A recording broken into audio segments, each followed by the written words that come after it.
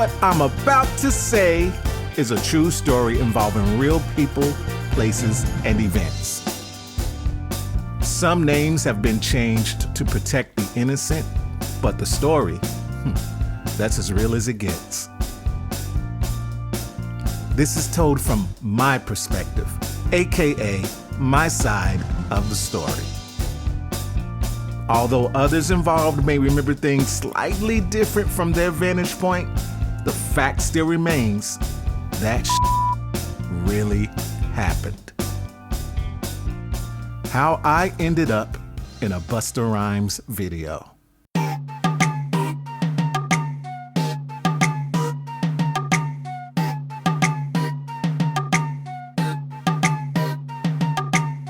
In 1995, I was part of a vocal group with my childhood friends named Elegance.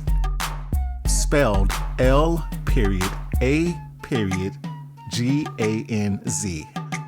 The name is a long story. Well, to make a long story short, before signing our deal with Jive Records, our name was simply an acronym for all of our first names. We were called Walk, but it was spelled W-A-L-C. W for Weller, A for Adrian, L for me, Lawrence, and C for Corwin. So that's what we called ourselves. But we needed a more, urban R&B group name, because back then, when we were called Walk, we were doing a cappella, gospel, and jazz. So now that we've transitioned into being the boy band R&B group, we decided we're going to call ourselves Southern Comfort with a K. Oh man, we thought that was dope. Like, we from the South, the Midwest South, and got the play on the words, it's Southern Comfort, and it's a well-known brand, and whoop-de-whoop-de-woo. And our manager was like, oh, hell nah. That's gonna associate you with the liquor, and we don't want people to think that you guys are alcoholics or that you're bad boys like Jodeci and blah, blah, blah, blah, blah. I mean, to say he wasn't feeling it would be an understatement. He insisted on the name Elegance, which we hated with a passion. But we never won arguments with this guy. I mean, both of our managers at the time were more like our uncles or big brothers than anything. They were literally our family. So we settled on the name Elegance despite our disdain. And we insisted on spelling it some way we felt made it younger and more gangster. And that's exactly what happened.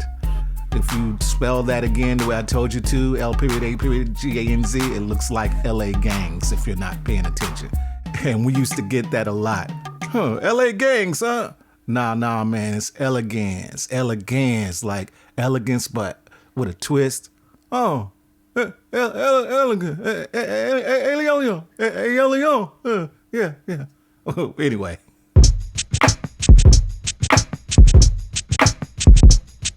We had just signed this major deal and completed a full album. 4 country boys from Louisville, Kentucky were on a label that was home to a tribe called Quest, Aaliyah at the time, and none other than the king of R&B, R. Kelly. More on R. Kelly and our dealings with him in a later story. So we were finally going to shoot our first major video for our single Like a Player. We were shooting in New York, and this was my first trip. I think the guys too, everybody's first trip to New York City. So, we wanted to do all the sightseeing and see everything, but we had, official label business to do. The first of which we went up to Jive label headquarters to meet the marketing team. Our manager, sticking with the vibe of why he wanted us to be called Elegance, insisted that we go up to the offices in 3-piece suits. Just to prove to the execs we were good guys and would be no problem and that we were professionals and yada, yada, yada, yada. I actually agreed because I thought I looked good in the suit, and I think half of us was cool with it and the other half wasn't.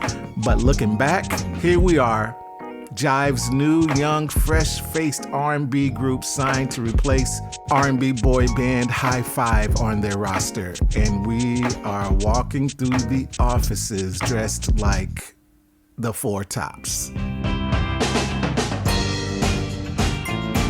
Okay, so, wasn't working.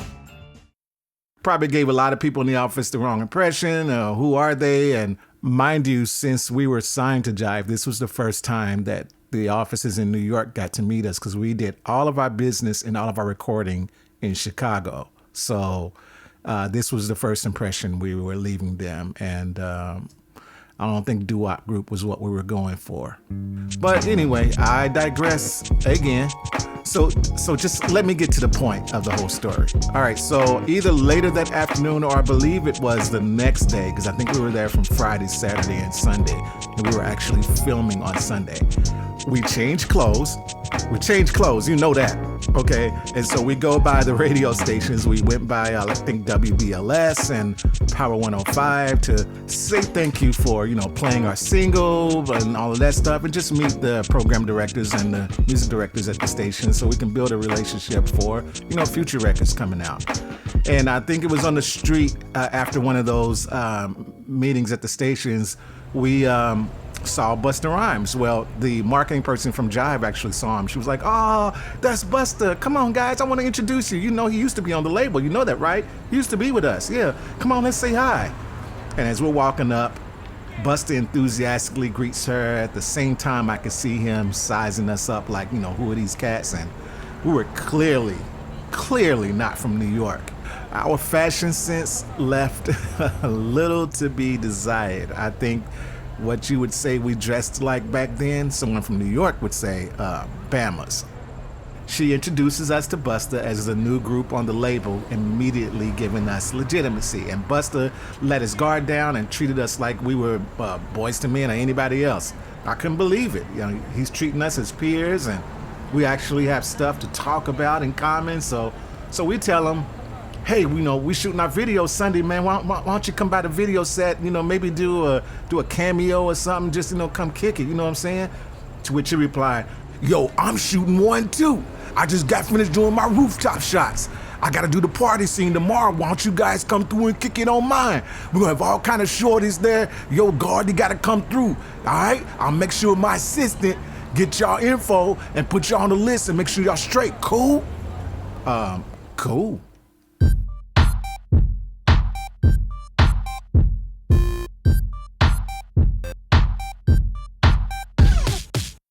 So that next morning, we get our best outfit combinations together and head up to the set by ourselves. No representation from the label, no management, just us.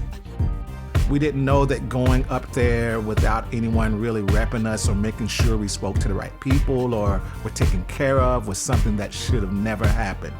Our management was unable to be with us on this trip, and nobody from Jive said, "Yo, when y'all go tomorrow, we're coming with y'all." They just said, "Call us and we'll make sure y'all straight." So, needless to say, we were standing outside for a while, telling this person to check this list, and we're on that list, and can you call this person? We're calling Jive to try to get somebody to call them, and finally, they got on the phone, they got us straight, and they got us inside.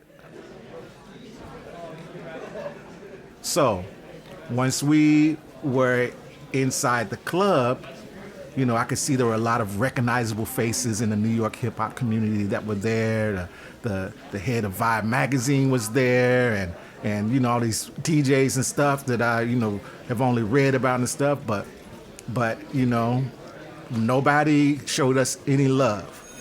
We were stuck behind the cameras, behind the crew, watching all the action happen.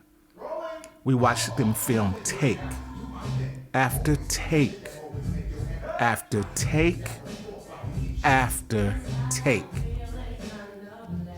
No one ever asked who we were, and not only did they not ask us to get in the shot or while we were there, but on more than one occasion, we were told to move or step back by the director or someone else in the crew.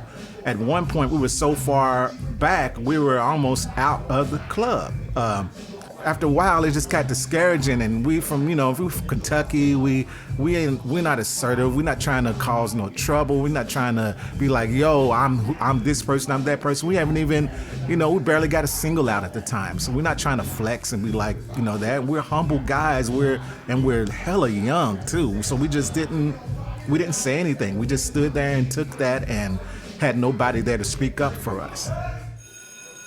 So after one particular take, I'm standing kind of near the director, and I could hear him telling his DP, I think we got everything. You good? And I'm thinking to myself, oh my God, they're about to rap. We are not going to be in this video at all. And, Marcel and I are looking at each other trying to figure out, something that we can do about this. The DP looks at the shot they just got on the little, monitor, and he kind of says, well, I think we got it, but let's get one more just in case. So Marcel and I kind of look at each other, and we knew this was pretty much our last chance to get in this video. So we called out to Busta like some little kid calling out to his long-lost daddy that he see walking down the street going to the liquor store to get a 40 ounce. We had no other choice. But Busta, yo, Busta, Bust. Busta's peering through the remnant smoke from the fog machines and the 20 camera lights all focused right in his face, and he's squinting his eyes, and he's like, yo, who that? Who's calling me? At that point, we kind of step into the light, and Busta's eyes light up as bright as those lights, and he says, is that my mother? Go, that's my mother. Get over here, son. As we walk over to him in our baggy and out-of-season Louisville outfits, all eyes were on us. The looks on some of these people's faces, oh my God. They were like, who are these Bammers? And it wasn't the extras so much as it was all the industry folk. They were looking at us like, who the hell are these dusty ass Negroes, and why is Busta showing them so much love? Busta was like, yo, when did y'all get here? We been here, Marcel said. We were just in the cut chilling. Busta looks at the director and says, yo, these are my motherfuckers. We're gonna get them in this shot. The director, who just 20 minutes ago told me to move over by the donuts, said, okay, cool. I think we got everything. We're just gonna do it down one more time from the top, and then we're gonna rap.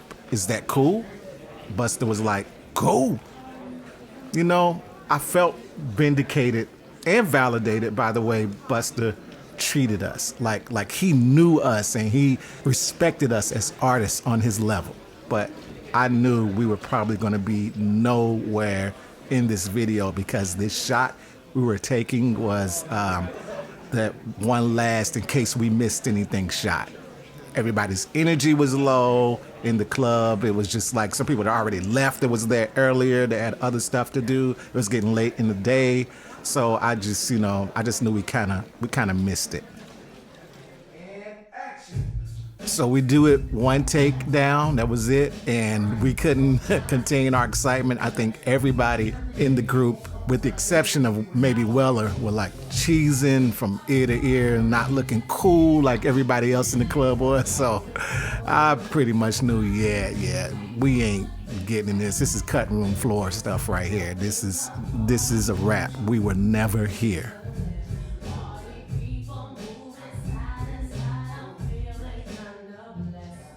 That was like one of the first early lessons that we got, that in this industry, we were gonna have to learn to speak up for ourselves, and quick.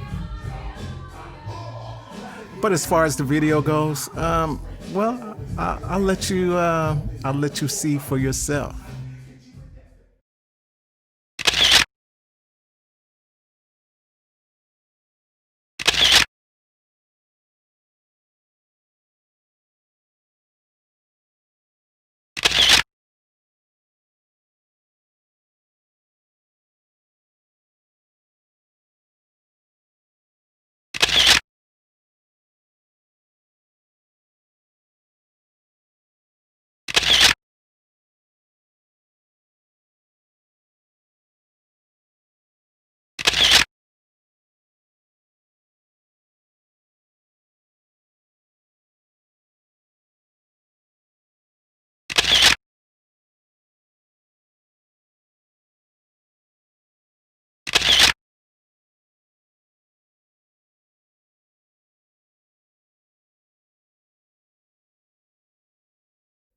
Fast forward about maybe less than a year later, we're no longer on Jive Records, but we're still a group and we're still doing our thing. And we're doing a show in our hometown of Louisville, Kentucky, which on the bill was Busta Rhymes, Avant, and us.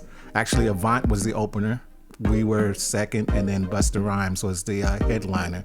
So our muff is in our hometown, so you know we about to kick it. So after sound check, we ran up to Bus. We was like, yo, Busta, what's up, man? Yo, what up, son? What up, God? Yo, Busta. He looked at us and literally ran and said, I don't know you. I don't know you, dog. I don't know you. We was like, Busta, it's us, Busta. I don't know you. I don't know you, dog. I don't know you, dog. I don't know you, dog. Yeah, I guess we wasn't his no more. But we in that video though. And that really happened.